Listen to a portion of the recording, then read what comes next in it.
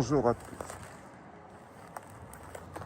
Je ne sais pas si ça sera le plus bel urbex au monde, mais je pense que probablement c'est un des plus hauts au monde.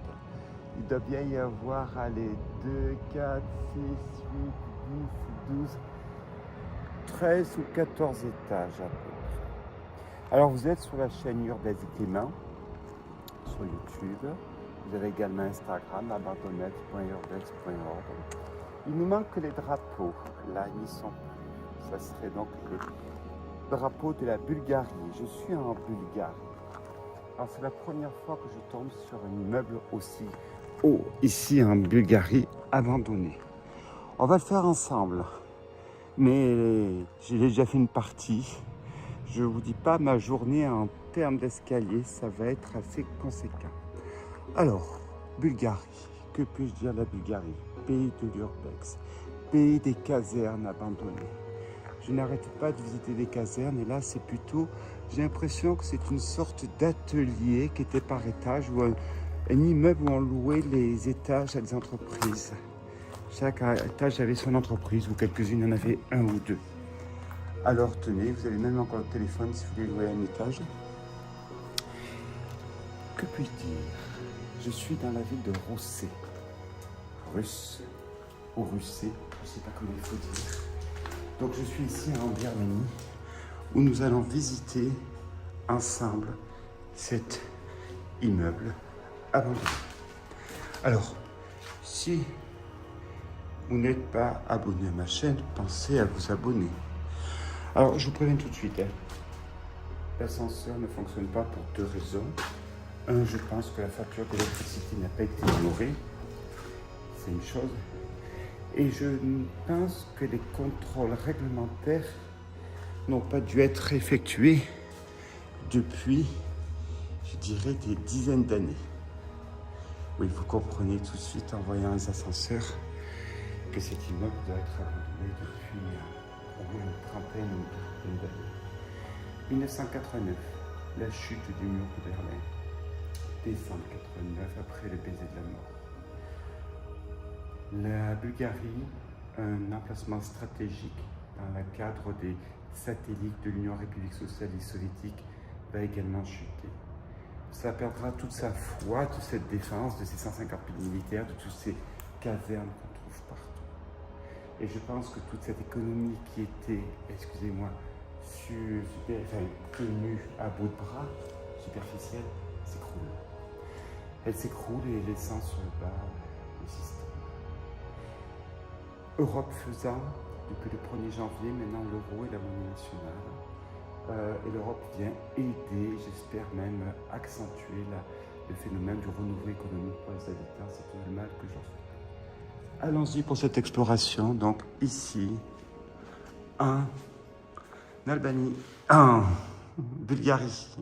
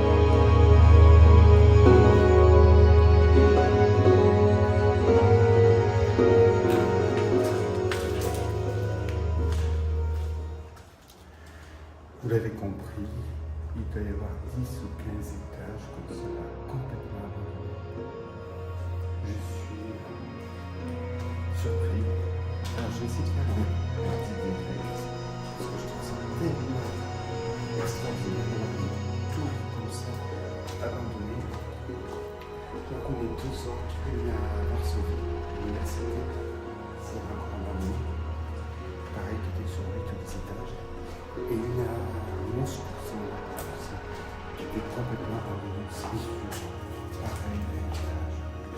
C'est fou, j'ai du mal à comprendre, mais là, apparemment, ça devait être des entreprises qui étaient par niveau. Alors, on va continuer cette exploration ici, dans un lieu quand même important.